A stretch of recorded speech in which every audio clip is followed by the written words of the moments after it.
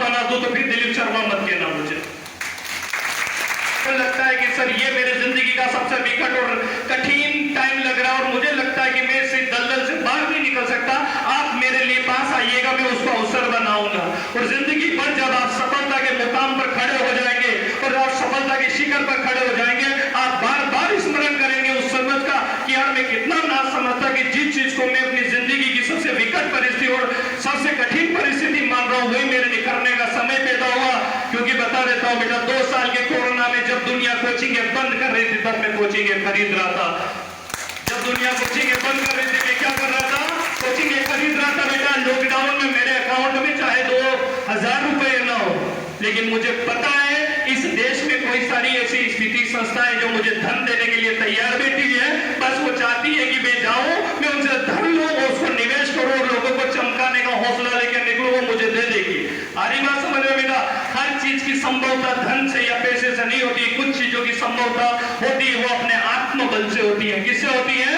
आत्मबल से होती है। और आत्मबल की मजबूती को हराना बहुत मुश्किल काम है, क्योंकि जो आत्मबल के आधार पर आगे निकलता है वही बाहुबली होता है। क्या होता है? बाहुबली होता है। क्योंकि बाहुबली जब महिष्मती की रक्षा भी कर सकता है तो वो किसी महिष्मती के अंदर गलत कर रहे वो पाप या पिशाच है तो उस बल्लाल देव का सर्वनाश भी कर सकता है। क्या कर सकता है? सर्वनाश भी कर सकता है। क्योंकि शिक्षा जगत में ऐसे बल्लाल देव पैदा नहीं होते हैं। शिक्षा जगत में ऐसे बल्लाल देव पैदा नहीं होते हैं। लेकिन मैं आपको समझाता हूं बेटा, मेरी बात ना समझे, शिक्षा का वास्तविक मूल्य लेकर और कहते हो सर हमारा सिलेक्शन करा देना, और सर अपने आपके सपनों को बेच देते हो। क्या कर देते हो? आपके सपने को बेच देते हो। जिंदगी में मैं कहता हूं बेटा, अगर सबसे बड़ा गम कोई है वो नहीं कि गर्लफ्रेंड किसी और के साथ दिखी अपने सपनों का अधूरा रह जाना, इससे बड़ा गम कुछ नहीं होता है। क्योंकि मैं जानता हूं मेरा सपना जब अधूरा रहा, कत्लेआम हो गया खूनों से, अरे कत्लेआम हो गया खूनों से, खतों का कलर लाल हो गया खूनों से, पत्तों का जो लिखे हुए शब्दों का रंग लाल हो गया। लेकिन मैं जब आगे इसके आगे निकलता हूं तो समझिएगा, ये खून, ये इश्क, ये प्यार, ये मोहब्बत, ये दुनिया के रसूख, मेरा पड़ोसी, मेरा ऊपर वाला, मेरे आगे वाला, मेरा पीछे वाला, जो मेरा मूल्यांकन करके मुझे कह देता है कि मैं ये हूं, मैं वो हूं, मैं ये कर सकता हूं, वो नहीं कर सकता हूं। अरे समाज के 4 दीवारों में बंधी हुई तेरी मानसिकता की खोपड़ी में से ये बात बाहर निकाल, क्योंकि मैं वो सब कुछ कर सकता हूं जो करने की मैं सोचता हूं। और जो मैं सोचता हूं वो मैं करता हूं, क्योंकि जो मैं करता हूं वही मैं सोचता हूं। मेरी बातें संविधान में लिखा हुआ वो अनुच्छेद है जिसको बदलने के लिए कोई संविधान संशोधन भी नहीं है।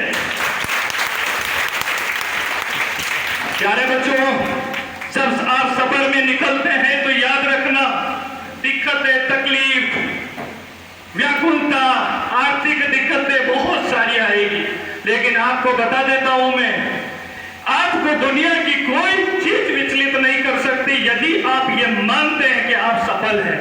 आपके द्वारा आपको दिया हुआ आपका खुद का मोटिवेशन आपको युद्ध के मैदान में या तो योद्धा कहलाता है या फिर आप शहीद हो जाओ, उसके बाद लोगों को कहता है कि वीर था वो बंदा बहादुर था जो लड़ा।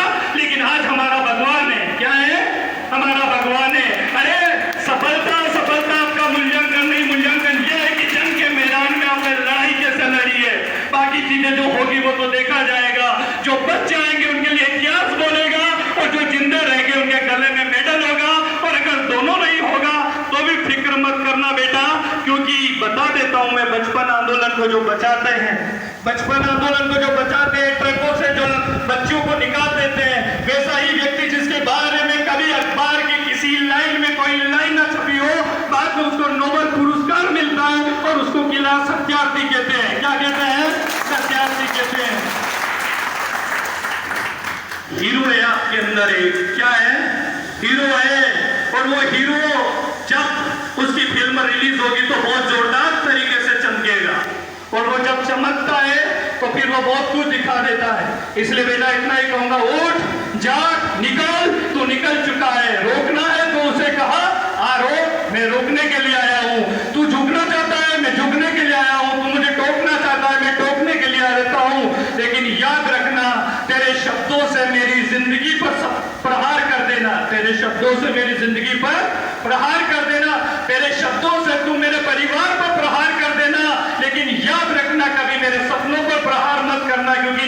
चिंगारियां झोपड़ियों को नहीं जलाती, महिलाओं को जलाओगी, महिला अच्छे महल को जलाकर राख कर देती है।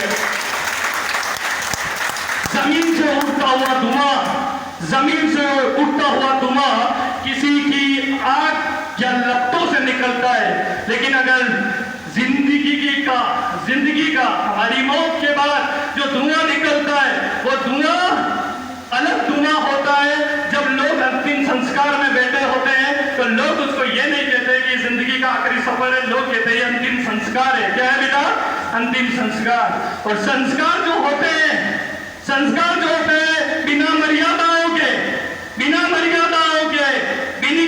कानूनों के, बिना सरकारों के, बिना किसी मतलब के पूरे होते हैं, क्योंकि संस्कारों को रोकने की हिम्मत किसी के पास नहीं है।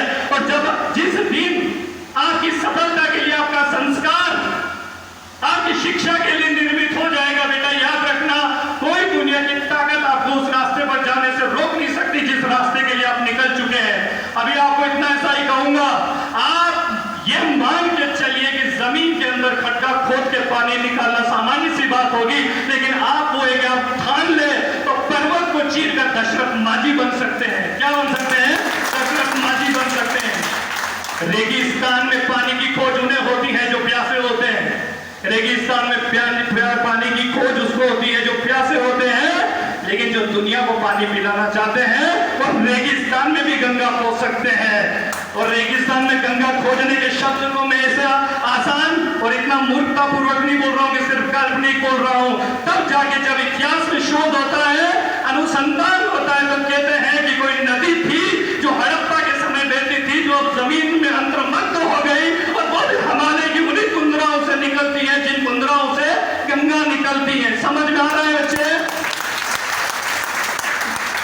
वो अलग बात है कि आप मुझे बाहुबली बोलते हो, लेकिन बेटा माहिष्मती का बाहुबली तभी माहिष्मती की रक्षा कर देता है जब कोई तलवार लेकर कटप्पा खड़ा होता है। और ये जो मेरे कटप्पा रूपी मेरे भाई लोग हैं, सभी जो मेरे साथ मेरा सहयोग कर रहे हैं, हम एक मिशन पर निकले हैं, हम एक जीत पर निकले हैं।